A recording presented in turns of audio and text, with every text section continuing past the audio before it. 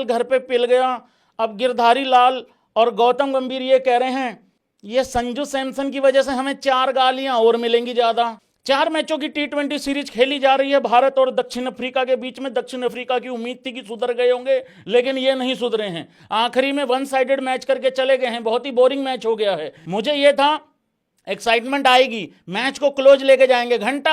वो आखिरी में कोर्ट जी, वो भाई खून पसीना एक करने को हो रखा है। वो लड़ाई कर रहा, बहसबाजी कर रहा, पता नहीं क्या। अबे 61 रनों से पिल गए हो तुम। और 61 का मतलब क्या होता है? 61 मतलब 61 नहीं होता, 6 + 1 7 थालाभोरा रीजन।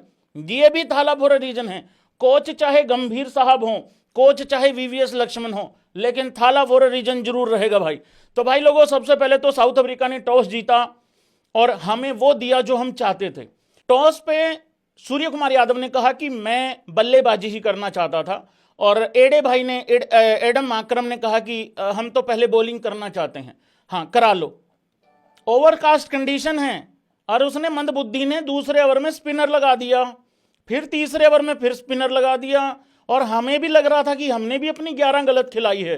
2-2 3-3 स्पिनर खिला लिए हमने भी, लेकिन बाद में पता लगा उनसे स्पिनर ही नहीं खेले जा रहे थे भाइयों।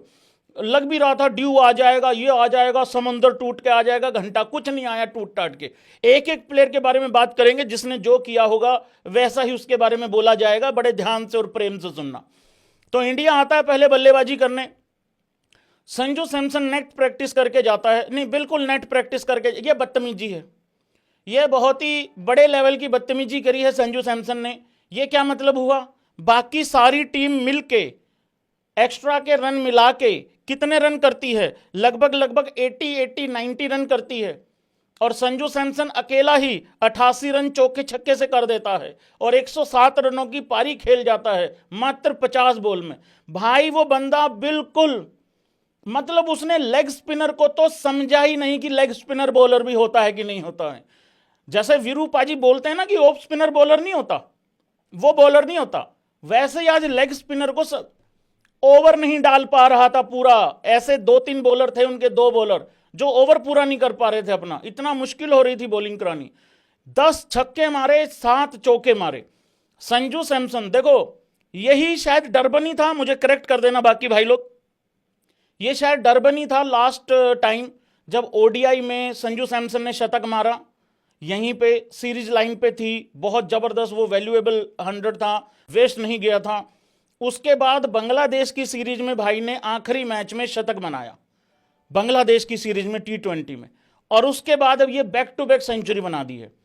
मुझे नहीं पता दुनिया में कितने प्लेयर हैं, अभी ज़्यादा सर्च नहीं करिए, कल बात कर लेंगे इस पर कि दुनिया में कौन कौन से प्लेयर हैं जिन्होंने बैक टू बैक T20 में शतक बनाया है। लेकिन हिंदुस्तानी पहला ही प्लेयर है शायद, या राहुल ने बनाया हुआ है इससे पहले, पता नहीं क्या था क्या नहीं। कितना जोहानिसबर्ग में था ये, अच्छा चलो कोई बात नहीं, मतलब साउथ अफ्रीका में था 100 उसका ODI में, कहने का मतलब एक है, बाद में चर्चा कर लेंगे, कोई बात नहीं, ये मुद्दा नहीं है वैसे अपना।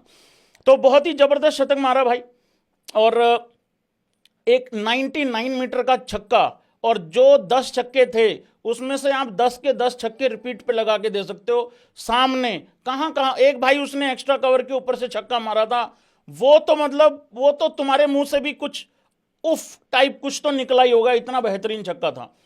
देखो होता क्या है, जब तुम्हें